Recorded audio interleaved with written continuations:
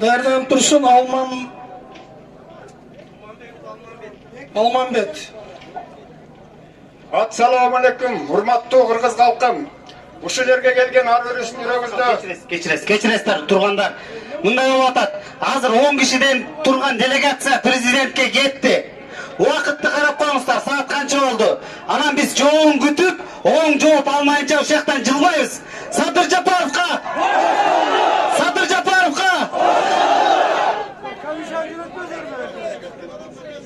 ушул жерде келген бардык патриот жүрөгүндө элим, журтум деген келген могу жерде инилерге, балдарга, апаларга, карындаштарга, баарыңыздарга нарын элинин атынан ысык салам.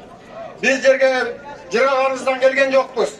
Ушул жерге келечекте биздин урпактарга, балдарга жанагы казылып аткан кендерибиз, сатылып аткан жерлерибиз кайра калыбына келип, ошол эки карыз болгон ким карыз кылды? Ошол эки карызды бизди 27-жылга, 29-жылга чейин төлөп беришибиз керек, жанагы 4,5 миллиард долларды. Ошол экини жана бияктан бир апабыз айтып кетти. Ошол эки шайлоого чейин акчаларды кимдер алса, ким шайлоого барам десе, ошол 4,5 миллион долларды ордуна коюп беришсин. Биринчиден бу жерде биз чогулуп атканыбыз Садыр уулубуз үчүн келип атабыз ушул жерге.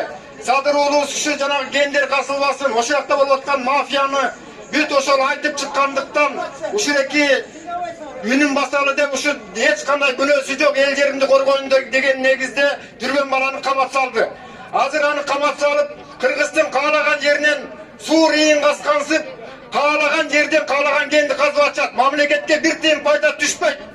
Менин айтарым бу жерде келечекте ушул буюрса Садыр Жапаровду бошотуп алсак, жалпы эле кыргыз элинин атынан келечекте эл жер сатылбасын, урпактарыбызга калсын деген ниетти айтмакмын. Баарыңыздарга ынтымак үй-бүлөңүздөргө тынчтык болсун. Söz Алманбет мырзага берилет, даярданып турсун.